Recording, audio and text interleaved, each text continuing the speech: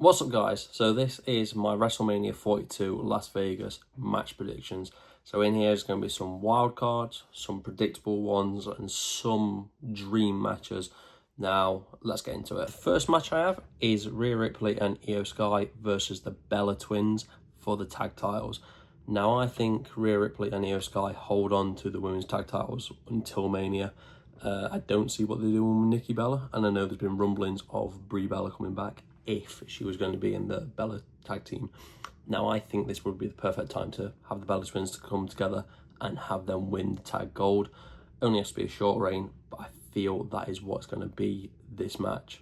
So moving on to the next one. The one we're all predicting is AJ Styles versus Gunther. We all know it's going to happen at some point, and that's going to be AJ's retirement match. We just don't know where. Now, for me, AJ retiring at WrestleMania 42 would be amazing. You know, he deserves it. Cena deserves to retire at a bigger show than Saturday Night's Main Event, but here we are. So I do feel AJ is going to get to retire at Mania. Now, Gunther, amazing in ring at times.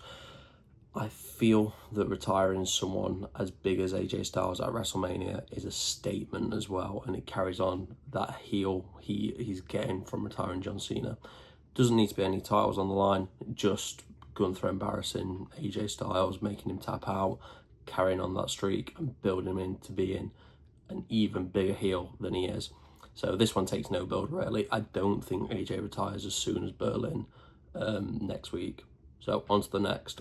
So the next one I have is AJ Lee versus Becky Lynch for the IC title. And my prediction for this one is that Becky Lynch wins to make her more obnoxious than she already is.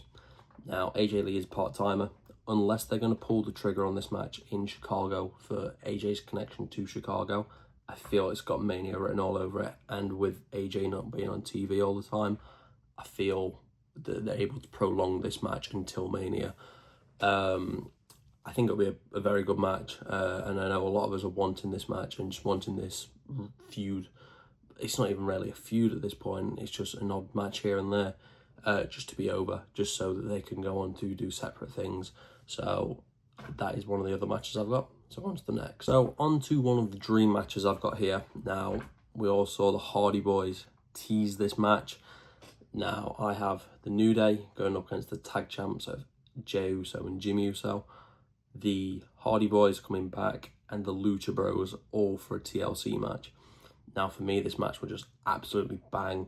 It doesn't matter who wins. I love all the tag teams. The Lucha Bros are the ones I don't know the most about, but I know that they're both very talented individuals.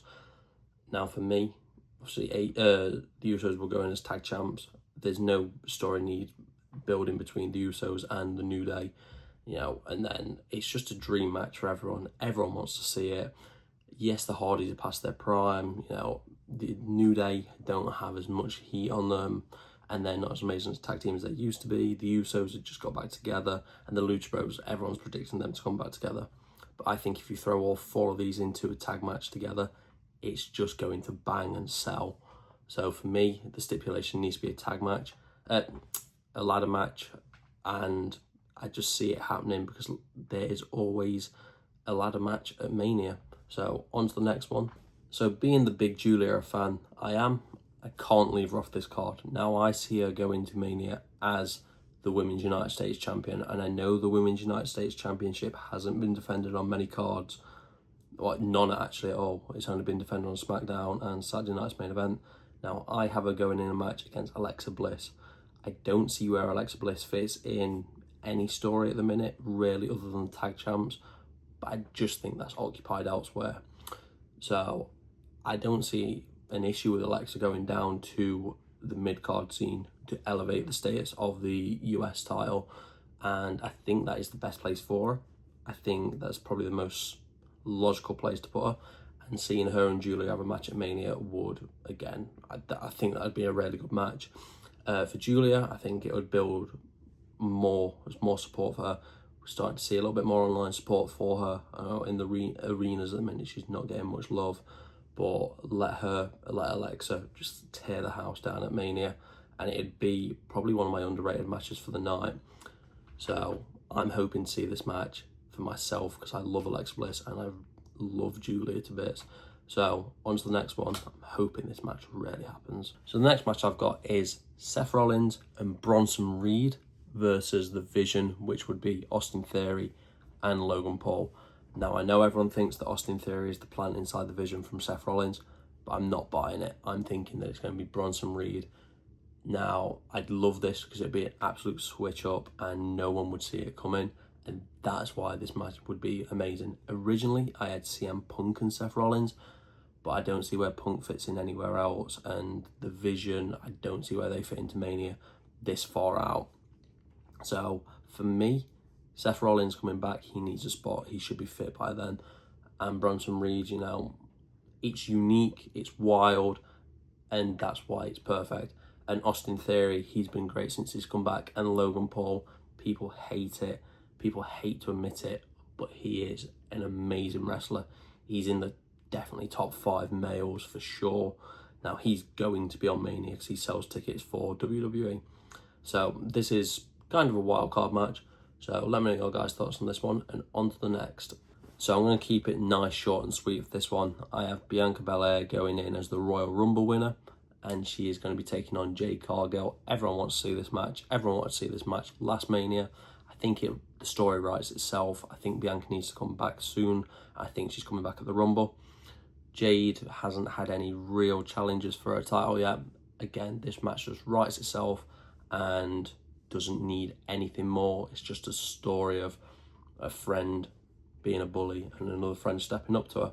So let me know your guys' thoughts on this one, and on to the next. So another talented match, kind of a wild card dream match, is Stephanie Vaquia versus Asuka. Now, I know this would be kind of random, kind of out there, but I don't see any story for the Kabuki Warriors, and I don't see Stephanie holding the title for too much longer. So both of them have had amazing years this year. Well, in 2025, ever since Asuka's come back, and Stephanie has just had a stupidly good year in 2025. Now, I think if there's nothing for either of these two to do at Mania, just put them in a match together. They can build it somehow. Now, you know, it could be a #1 contenders match for Backlash. Unique, doesn't normally happen, but it's one way that they could get them together. Now, I feel that this match would bang, people get behind it. Asuka's a main event talent. Stephanie Vaquia is a current world champion, main event talent. So it just works for me. So this is one of my predictions. On to the next. Now, I have the Judgment Day women, so Raquel Rodriguez, Liv Morgan and Roxanne Perez feuding for the WWE Women's title. Now, this one, I have Liv Morgan going in as champion after she's dethroned Stephanie Vaquia, and leading up to that is Raquel turning on Roxanne and Liv in the build up to it. I mean, anyone can really go in as champion. I wouldn't mind Raquel going in. I think she deserves it, but I think her winning a title at Mania would be nice for her as well. But either 3 women could win it because they're all extremely talented, you know, all pretty much ever present when they're all fit on the roster as well. So this is one that kind of writes itself, and this is the year I see the Judgment Day breaking up. I see Liv Morgan kind of and Raquel's tag team partnership ever since they lost that title being the reason they break up as a tag team. So let me know your guys' thoughts on this one.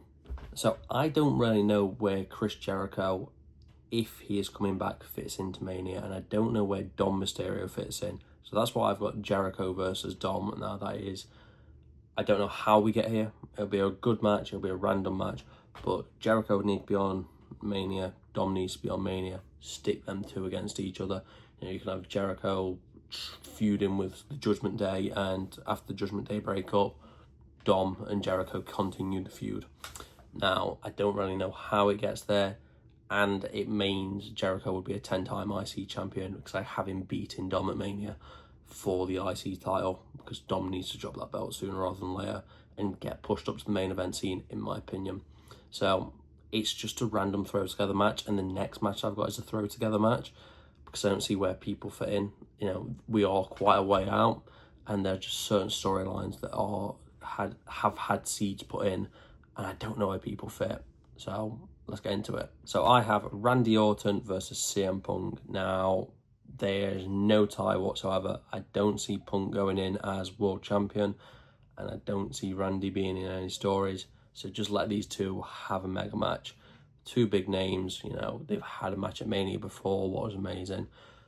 They can both perform very well in the ring. Just let them have it at each other. I have CM Punk going in as the face, and actually Randy Orton turning heel and using the Punk kick on Punk at Mania, because I know that was teased against KO.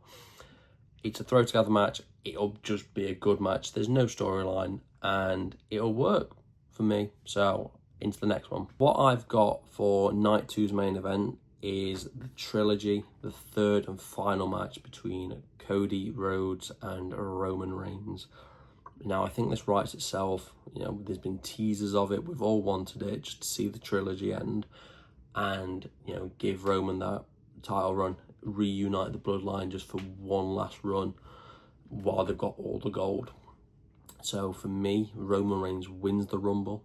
Roman Reigns chooses to beat Cody at Vegas 42, and we have the Tribal Chief back with the gold. Now for Cody, I'd like to see him keep the gold, but just to drop it a few more times. But again, you know, Roman with gold, it just works. So I know I've left a few people off this card. LA Knight, Brock Lesnar, Bron Breakker. I don't see where they fit. Obviously, Bron Breakker's going to be in there, and Brock Lesnar will more than likely be in there. Now, my fear is that Brock Lesnar gets put into a match with Cody and Roman, you know, for a triple threat. The aura, the pull, you know, just the star power in that match would be stupid good. But this is me predicting it 4 months out. You know, there is a lot that can change. So I'm intrigued. Let me know your guys' thoughts in the comments. And that's been Ben Mears TV.